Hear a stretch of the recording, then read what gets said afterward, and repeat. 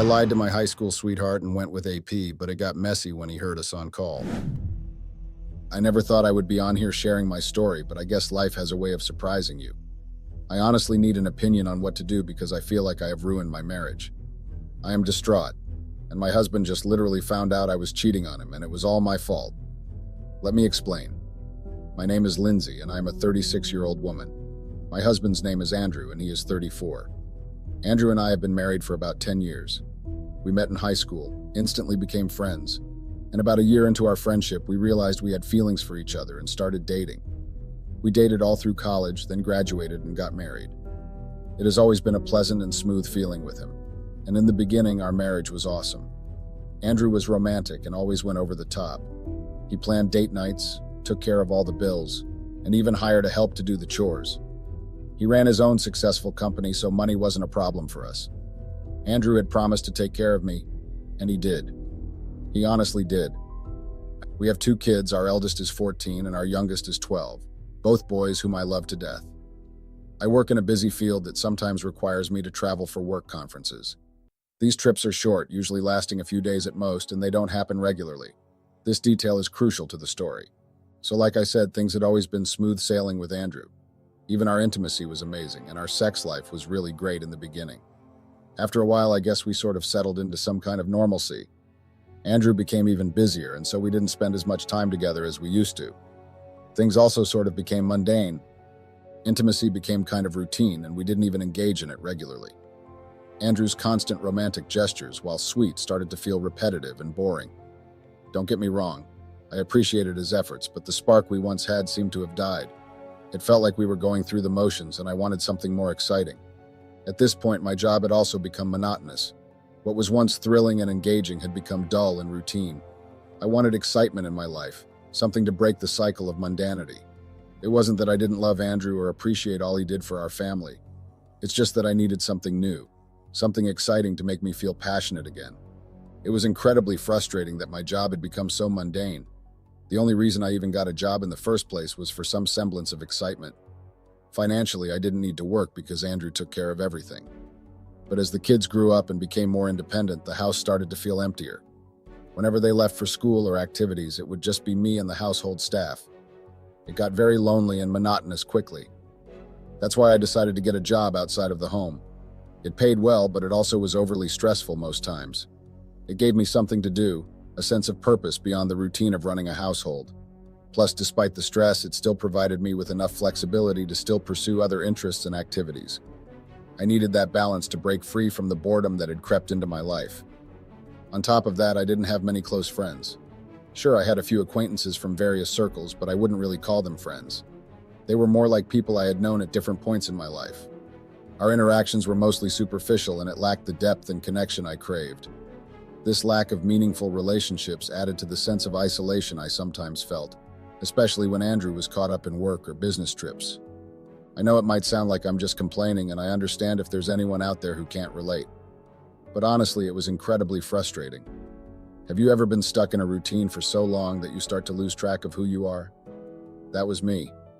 I had been trapped in the routine of being a wife and mother for so many years that everything had become boring and predictable. I wanted excitement, something to shake up the boringness of my days. That's when Leo came into my life. He was like a breath of fresh air, a glimpse of something different and thrilling. Our first interactions were innocent enough, just friendly conversations that gradually grew into something more.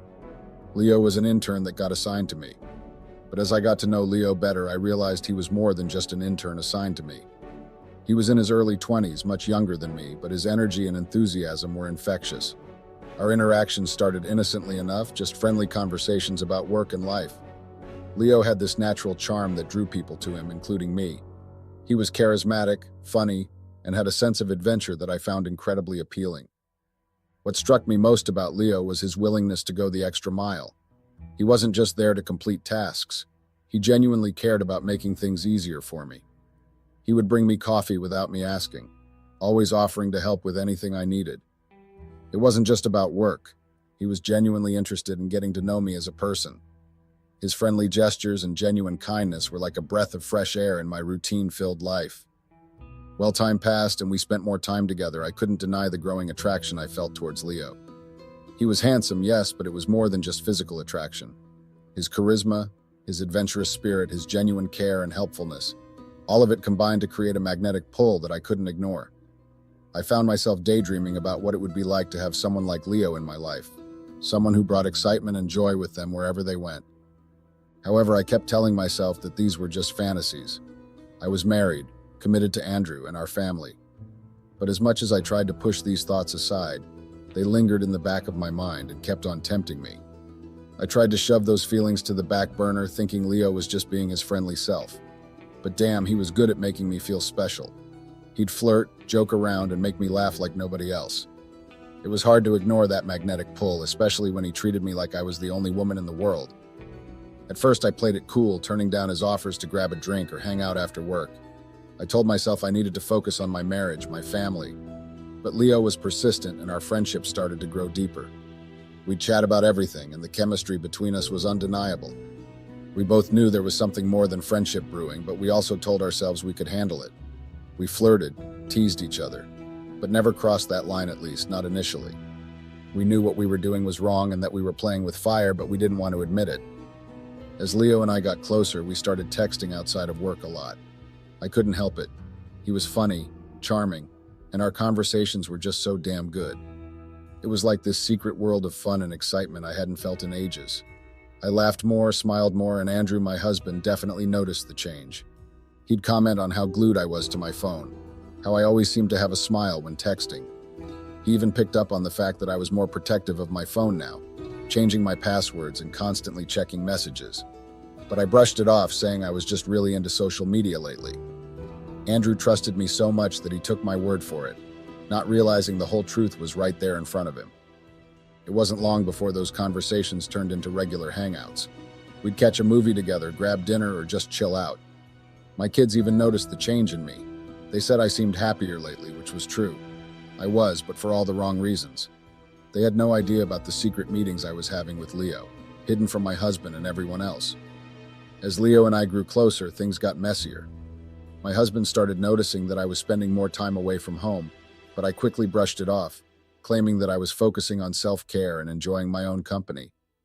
To avoid suspicion, I kept my location on, making it seem like I was simply exploring different places around town. Our meetings were seemingly innocent, just casual outings to malls, restaurants, or the movies. However, we couldn't resist flirting with each other no matter where we were. In the theater, at dinner tables, the attraction was so hard to ignore. We would kiss in the movies because we knew it was dark and no one would recognize us. We would hold hands and touch each other. We both knew there was something more between us. The irony wasn't lost on us either. Our situation was a hot mess. I was married and Leo had a fiancée whom he lived with. We both knew there was something more than friendship between us, but we danced around it, pretending everything was fine. We both knew it was wrong, but the chemistry was too strong to ignore. It just wasn't convenient to act on our feelings. We wanted each other, but were unable to make it happen. I always had to keep my location on so my husband wouldn't suspect, so I couldn't just disappear to a hotel. And Leo couldn't bring me to his home with his fiancée there. Things continued like that for a while until our opportunity finally came during the upcoming work conference. Leo and I were so excited when we heard about it, we were itching with anticipation. Leo and I were like two kids waiting for Christmas morning.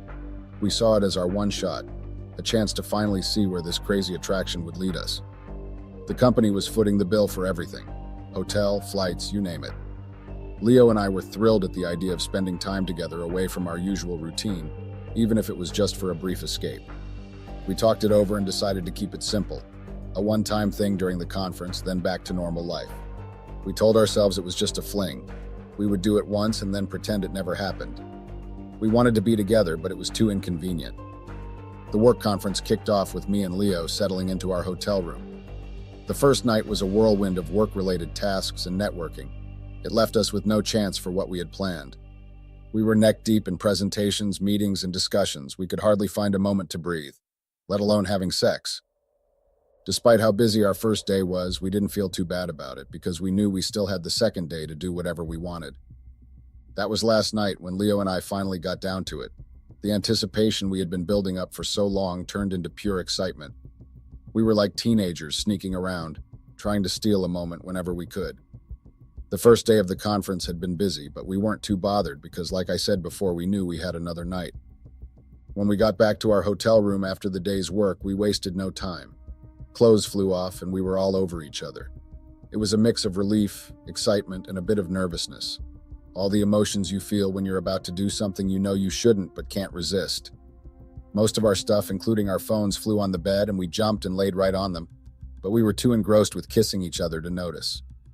Just as things were heating up, my phone rang. It was my husband calling, but I didn't know. I heard my phone ring but decided to ignore it. I was already caught up in the moment with Leo, and I figured I could call whoever it was back later and make up some excuse. We were too wrapped up in each other to care about anything else at that moment. But then, as we were kissing and were all over each other, I must have accidentally accepted the call. That was a very fatal mistake. My husband's call kept going. He never hung up. I didn't even realize until after Leo and I were done. The sex was raw, intense, like a dam breaking. It felt like we were letting go of months of frustration in one passionate encounter. Despite the little bit of guilt that I felt for cheating, the pleasure kind of drowned it out. I had enjoyed the sex with Leo a lot. Afterward, as we lay there catching our breath, we chatted about life. We talked about everything and nothing. My frustrations with my marriage, Leo's concerns about his relationship with his fiancée, venting about our partners, sharing our thoughts on relationships. It was all just casual conversation, or so I thought, while my husband had been eavesdropping the whole time. After things had calmed down for a bit, I decided to look for my phone and call back whosoever had called me. For all I knew, it could have been my supervisor wanting to check in on us, or maybe even my kids. But when I picked up my phone, I was shocked to see that there was an ongoing call with my husband, and it was more than an hour long. The shock of seeing that ongoing call with my husband left me stunned and totally messed up. I couldn't shake off the feeling that he might have heard everything I did with Leo. It was like a punch to the gut, real and painful. I desperately tried to call him back, hoping against hope that maybe he hadn't caught anything, that the call was just a fluke or a tech glitch. But he wouldn't pick up. It felt like a heavy weight bearing down on me, suffocating any hope of fixing things. I was now in tears, so I poured my heart out to Leo, who was worried, hoping he could offer some comfort or advice. He was just as shocked as I was, but there was this awkward tension in the air. I borrowed his phone, thinking maybe my husband would answer if it was an unknown number, but no luck, my husband didn't respond. That night dragged on and really sucked. The guilt and uncertainty ate away at me. Leo excused himself to go back to his hotel room and call his fiancée, so I was alone with my thoughts. I couldn't sleep. I was haunted by the fear of what might happen next, of facing the consequences of my actions. I was scared. I didn't want to face any consequences. I didn't want to lose my marriage for 20 minutes of fun. Morning couldn't come fast enough, but when it did, it came with this awkwardness between Leo and me. I'm currently sitting here at the airport waiting for my flight back home, and it feels like it's taking forever. I'm freaking out, honestly. I don't even know how to wrap my head around what happened. It wasn't just a mistake, it was a massive screw-up that I can't take back. I feel like I've messed everything up beyond repair. I keep going over that night in my head, wishing I could hit rewind and change things. The guilt is eating me alive. How do I face my husband after what I've done? How do I even begin to explain this mess? Does my husband even know? What if he doesn't? I know Leo and I messed up big time. It was stupid, reckless, and I regret it with every fiber of my being. But regret doesn't fix anything, does it? It's like I've opened a can of worms that I can't close again. I need advice badly. How do I talk to my husband about this? Can our marriage survive this? I'm scared, confused, and feeling like the biggest idiot on the planet right now. Update. Hey Reddit, it's me again, the one you guys dubbed as the cheater. I honestly regret ever posting here because the response has been brutal. The DMs and comments have been a constant stream of insults and judgments. It's really taken a toll on me emotionally to the point where I've shed a few tears over it. I've been hesitant to update because of all this negativity, but I feel like I owe it to clarify what's been happening.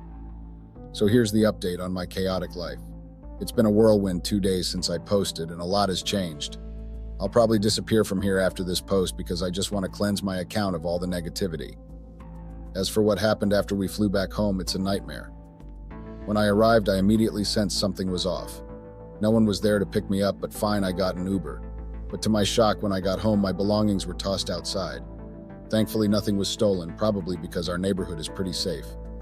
My husband had thrown me out and was adamant about getting a divorce. I rang the doorbell and knocked, trying to reason with him, but it was futile. He had heard everything, recorded it, and labeled me a despicable person. He made it clear that our marriage was over and he wanted me to leave. I was devastated. I now realized the magnitude of my mistake. I tried to downplay what happened, even lying about not having sex, but he saw through it all. He refused to forgive me, and I had to leave. I asked to see the kids, but he told me they were staying with his parents, who were also informed about everything. It felt like a gut-wrenching betrayal, not being able to see my own children. I ended up in a hotel because I have no friends who would take me in, and even if they would, I doubt they'd want to. Leo shut me down too, understandably. My husband even threatened to report me at work due to our workplace's strict no-dating policy. I haven't heard anything from work yet, but I'm terrified of losing my job, especially now that I'm on my own financially. It's been a week in this hotel and my savings are depleting rapidly. My husband withdrew all our joint funds as soon as I left. I haven't been able to talk to the kids and I feel like they've been told everything and want nothing to do with me. I'm drowning in guilt and regret, wondering how I could have messed up so catastrophically. I feel like an idiot. Update. Hey Reddit, it's me again, the one you all know as the cheater. I know I mentioned that I might delete my account, but here I am updating once more. Honestly, sharing here feels like a release, even with all the hate coming my way. Your comments don't sting as much anymore. I've grown numb to them. Some of you suggested staying with family instead of burning money in a hotel. Well, I do have family, but it's complicated. My parents favor my husband and kids, so staying with them isn't an option. They'd likely blame me, and I know I'm at fault, but I can't handle more guilt and shame. As for my siblings, we're not close. They've always envied my life, and now with this mess, they'd revel in my downfall. They're all pretty middle class. I was the only one that married someone wealthy. I'm even surprised that my husband hadn't told them what I had done yet, but maybe he did, and they don't want to even talk to me. The HR department wasted no time. They've called me in for a meeting. I know what's coming. Questions, scrutiny, and likely termination. It's a blow, but I'll bounce back. Money matters, but my pride and sanity matter more. I've been served divorce papers confirming what I already knew. My husband isn't taking me back. It's painful, losing everything built over years due to one mistake. My kids are angry, rightfully so, but at least we're talking again. They know the truth, but my husband didn't tarnish me completely in their eyes. I'm sorry if this sounds so crazily written, I just wanted to get it all out. Thanks for reading and for the few supportive comments amidst the chaos. Update. Hey Reddit, it's me again. I just had a mini update I wanted to share. As many of you predicted, things didn't go well at work. I was summoned to HR and they laid out how I violated a strict workplace rule by getting involved with Leo. It was a surreal experience. I zoned out 90% of the time. I was mentally prepared for the outcome before they even started talking. They mentioned possible termination, and then they dismissed both Leo and me. Now here's the interesting part. If I end up losing my job, Leo could lose his internship too. Some might say it's harsh, but he played a role in this mess too. I didn't act alone, and he shouldn't get off scot-free. I've been toying with the idea of reaching out to Leo's fiancée. It's not to spite him, but more so that I'm not the only one facing consequences alone. It's a bit of a vindictive thought, I'll admit. Maybe I'll search for her on Facebook and drop her a message.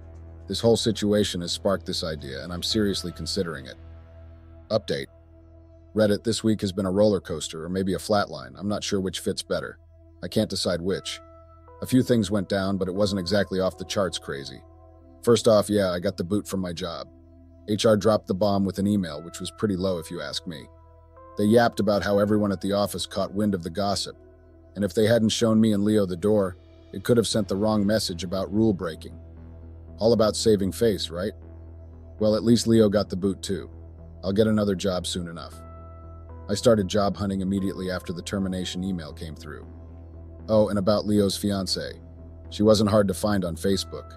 A quick search, a message sent, and I spilled everything to her. She asked for proof, but I told her my word was all she needed. She wanted to meet up, but I declined. I don't want any more involvement than necessary. I warned her about Lionel and then logged out of Facebook. I don't really use it much anyway, so it was a one-time thing just to set things straight with Leo's girlfriend. Of course, Leo wasn't thrilled. He texted me with some colorful language, blaming me for everything. He said I ruined his internship and now wanted to mess up his relationship too, then promptly blocked me. Good riddance. I don't even know why I was attracted to him in the first place. Now I just have a deep disdain for him and hold him responsible for all this mess. I still haven't seen much of my kids lately, just calls here and there. I already know how the custody battle will go in court. Call it pessimism, but I'm realistic. My husband will most likely get custody. He's more stable, and the kids have always been closer to him. It's a bitter pill to swallow, but sometimes you've got to face the cold, hard truth. Update. Hey Reddit, it's been a hot minute, more like 3 months if we're counting. I honestly forgot about this subreddit, my bad. The whole post I made just slipped my mind, but here I am with an update. So as I predicted, we went to court and he snagged custody. Not exactly shocking as I tend to keep it real, but man, it still stings. On the upside, I did get some alimony. It's not a windfall by any means, considering my indiscretion and all. The state didn't exactly go easy on me, but hey, it's something to keep the lights on for a few weeks. I managed to land a job recently. It's not exactly making it rain, but it's a paycheck and it's temporary until I can get back on my feet. So yeah, that's the gist of it. I also got weekend visitation rights, but I'm not keen on straining my relationship with the kids any further, so I let them decide if they want to come over or not. Most times they do, which is great, but I'm cool with it when they want to pass. Oh, and I've moved out of that hotel life. Got myself a roommate and snagged an apartment. It's not the Ritz LOL, kind of small and shabby, but it's a stepping stone until I land a better job. This will probably be my last update here. The comments weren't exactly warm and fuzzy, but I do appreciate the few who understood that we all make mistakes. Thanks for that bit of humanity in the midst of all the criticism. Life is unpredictable because never in my wildest imagination did I think I will one day bring my story here. But here we are. I don't even know where to start from. Everything happened so fast that I didn't even have time to think things through. But I'm happy with the way I dealt with my ex-wife.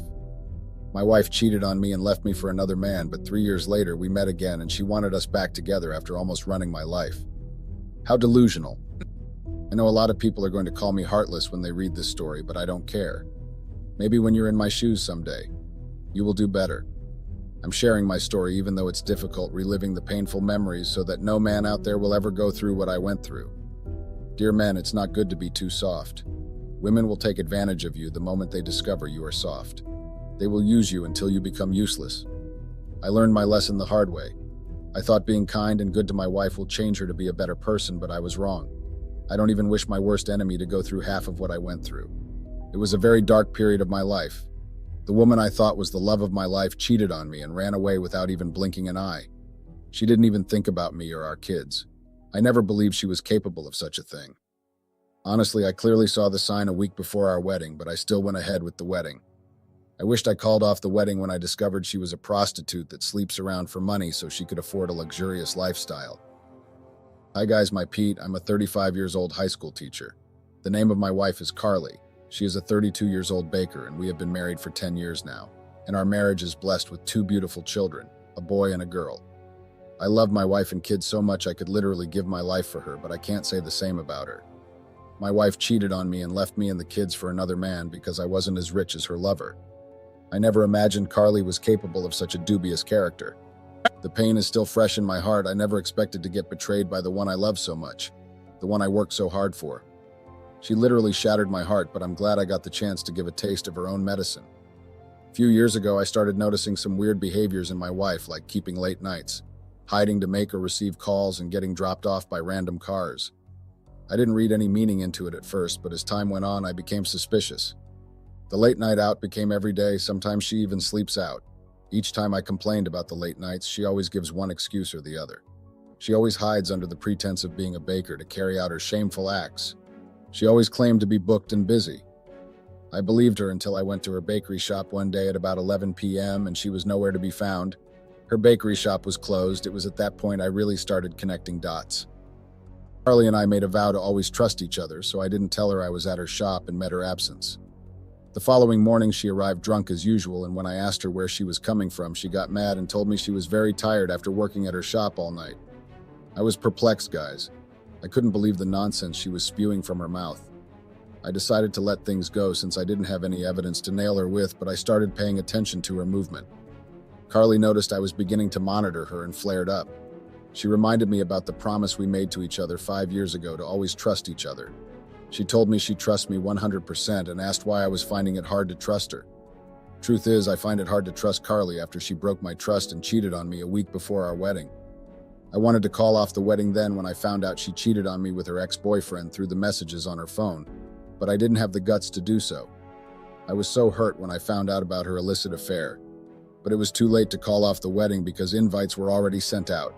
Food vendors were paid for. The wedding hall was already booked. Decorations were paid for.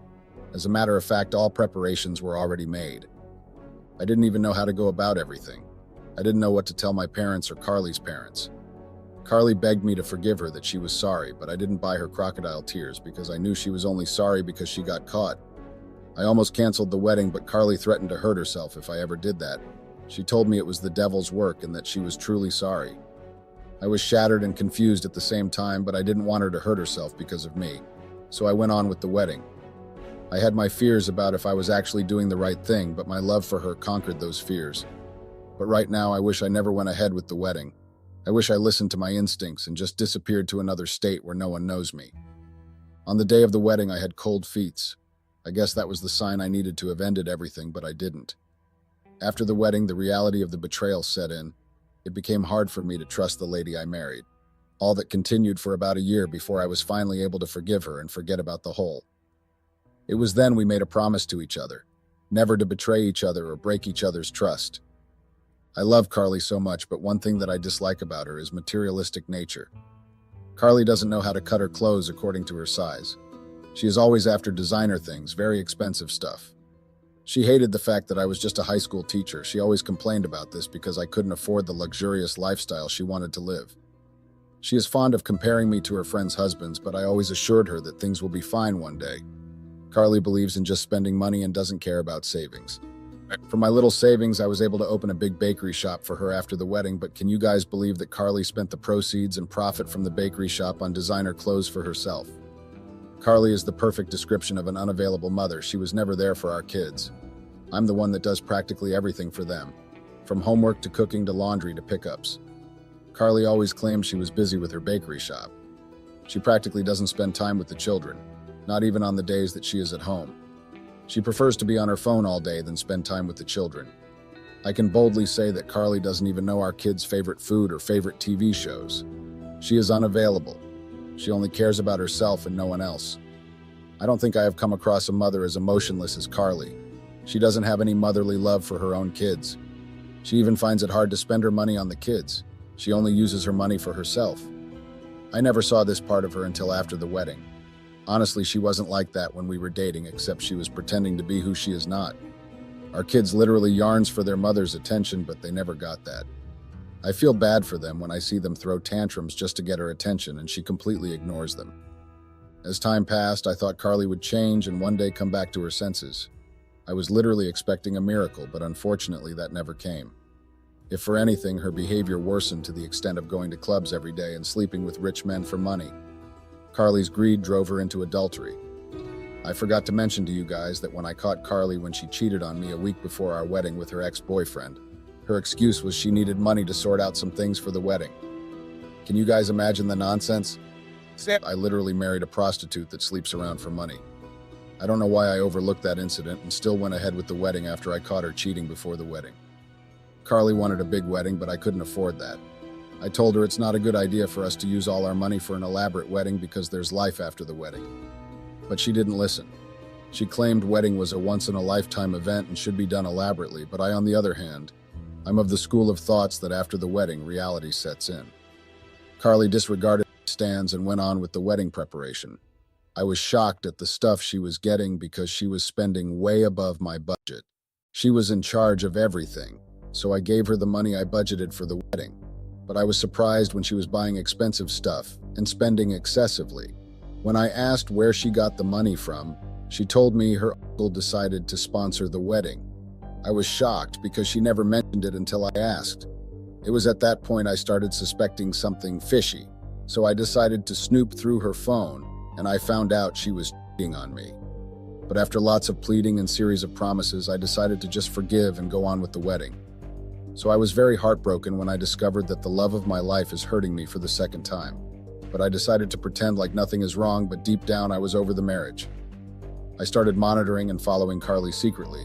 Then one day everything came to light. Update. Hi guys, I'm back to update you guys on how I got my wife in her cheating escapades. It happened on one Saturday morning. I can still remember that day vividly. I woke early in the morning and told Carly I was going to my parents with the kids. I knew Carly would take the bait and fall into my trap. She was excited to finally have the weekend all to herself. I took the kids and we left. I quickly dropped off the kids at my parents' place and came back to monitor my house from a far distance. Carly called to know if we arrived safely at my parents' place and told her yes. Meanwhile, I was just beside the house. Approximately 6 hours after we left the house, a car drove by our apartment, and at that moment I saw Carly coming out to welcome the stranger. I was shocked, guys. At that point, I could literally feel my heart beating. I wanted the ground to open so badly so I could just disappear, but I remembered my kids, and all of a sudden I regained my strength. After a few minutes, I stormed the house, and as expected, I saw Carly on our matrimonial bed with a total stranger. Carly was surprised to see me back in the house. She quickly jumped up from the bed, covered herself with a duvet, and started pleading. She kept begging that I should forgive her, that it's the devil's work. I didn't even know what to do at that point. I guess I didn't really prepare for how I would act in that situation. I strategically planned everything for weeks, but I never planned on how I was going to act if I ever caught my wife. I guess I was hoping for everything to be a lie. I thought it was just my imagination playing tricks on me. I never expected Carly to hurt me all over again. The next thing I did was to bounce on the man that had the audacity to come into my home and sleep with my wife on our matrimonial bed. I started hitting him, but nothing prepared me for what happened next. Carly from nowhere jumped in and helped the guy escape. At that point, I got angry and gave her 3 hot slaps. She was obviously not expecting it. Carly immediately wore her clothes and ran out and followed the guy. I was shocked, guys. That was how my wife disappeared for 3 years. No one could trace her for years. She ran off and left me with the kids. Honestly, it wasn't easy. Our kids were psychologically disturbed by her disappearance. Our little daughter asked me a heartbreaking question one time. She asked me who her mother was. I was taken aback by her question. I was too stunned to speak. I was expecting that kind of a question from a 4-year-old. I asked her why she was asking me such questions, and she told me she just wanted her mom to love her the way her friends' moms love them. I almost cried at that point, but I knew I had to be strong for my kids' sake. With time, they both adjusted to the fact that their mom was no longer in the picture, and they stopped asking me any questions relating to her whereabouts. But something unexpected happened 3 years later. Update: Hi guys, I'm back again to continue my story. Carly returned back 3 years later. I can still remember that fateful day like it was yesterday. I went out one evening strolling with the kids, but what started as a beautiful day became an absolute disaster when we arrived home and met Carly outside waiting for us. My kids and I were shocked. I saw my son cleaning his eyes multiple times just to make sure he was seeing clearly. My daughter, who is younger, couldn't recognize her from a distance, but as we got closer to where she was standing, she mumbled, "Mom." But what they did next shocked me. They both walked past without even saying it to her, even though she was calling out their names with her arms stretched out for a hug. They completely ignored her, so I opened the door for them. They went inside and asked me to chase their mother away because they don't want to see her ever again. I was surprised to see a 10-year-old and a 7-year-old acting that way. They were both 7 and 4 respectfully when she left them and ran off with her lover. I came out and met Carly struggling with her bags. She was trying to bring her stuff inside. I stopped her and asked what she was doing. At that point, she knelt down and started apologizing. She told me she was sorry that she had realized her mistakes, and she is back to correct her mistakes and right her wrong. How delusional, guys. At that point, I couldn't hold my laughter because the nonsense she was spewing from her mouth was funny to me. I wasn't in the mood for her shenanigans, so I tried to shut the door, but she grabbed my clothes and started shedding crocodile tears. At that point, I lost it and gave her 2 dirty slaps on both her cheeks. Still, she refused to let go of my clothes. I had to push her away. I warned her to stay clear of me and my kids. I told her to leave my house, else I will call the cops on her for trespassing and invading privacy. It was at that point she reminded me we were still married legally, so she has every night to be on my property. I asked her to leave and that she will hear from my lawyer soon. She froze at that point. She wasn't expecting to hear that from me. Carly must be very delusional to think she could just come back and everything would be fine just like that after disappearing for 3 years. I left her there and went inside. I immediately called my lawyer and informed him of the latest event. My lawyer and I have been looking for Carly for the past 3 years now so we could serve her divorce papers, but Carly was nowhere to be found. Carly stayed outside crying and pleading for mercy, and unfortunately for her, it started raining. She stayed out there till the following day. Apparently, she didn't have anywhere to go. I later discovered that Carly was chased out by her lover after he got tired of her.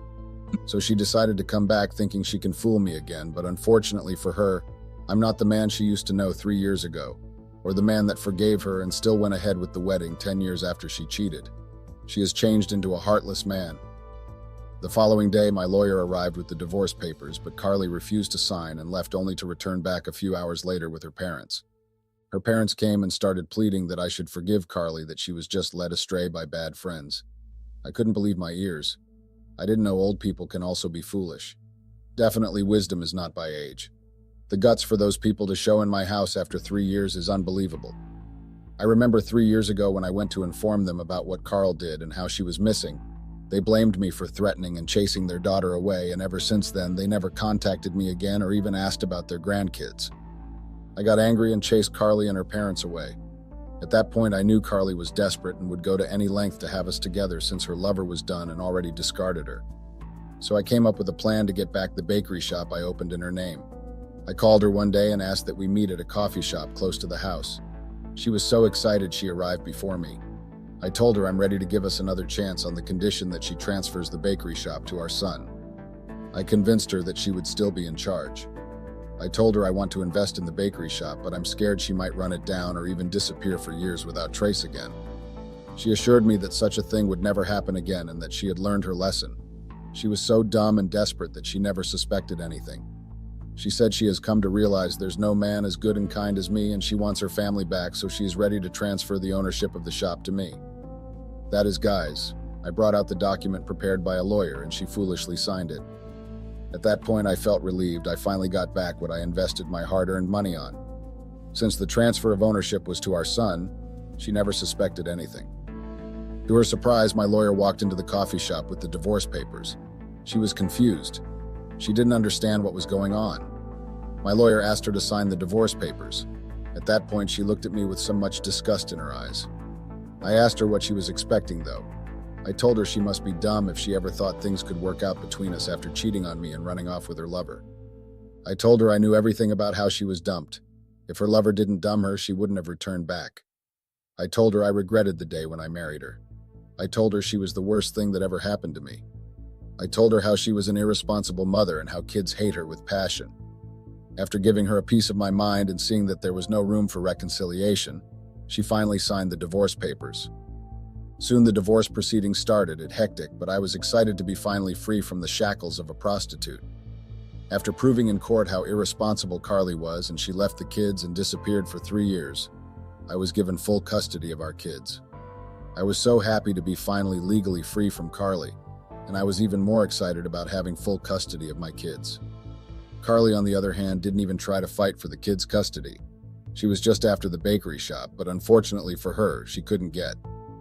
6 months after the divorce was finalized, I got married again to my best friend Anita. We started dating 2 years after Carly disappeared. She was there for me and the kids. My kids love her so much, and they were both excited when I told them we were getting married. She treats my kids like her own. If not for her, I don't know how I would have coped when Carly ran off with her lover 3 years ago. She was my backbone and confidant. I almost gave up on love, but I'm glad I never did. Glad I got the chance to love and be loved again. Anita is a medical doctor, and even with her busy schedules, she always makes sure she creates time for me and the kids. I'm a happy man because my kids finally had the mother they never had. I guess it's true what they say, anyone can give birth, but it takes a special woman to be a mother. Being a good mother has nothing to do with carrying the kids for 9 months. Anita made me understand this.